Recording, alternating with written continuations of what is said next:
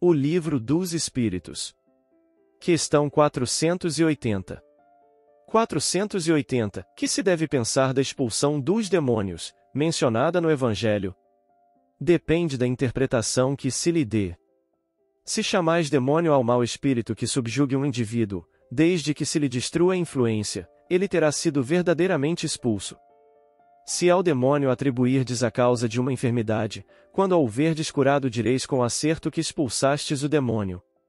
Uma coisa pode ser verdadeira ou falsa, conforme o sentido que empresteis às palavras. As maiores verdades estão sujeitas a parecer absurdos, uma vez que se atenda apenas à forma, ou que se considere como realidade a alegoria. Compreendei bem isto e não o esqueçais nunca, pois que se presta a uma aplicação geral.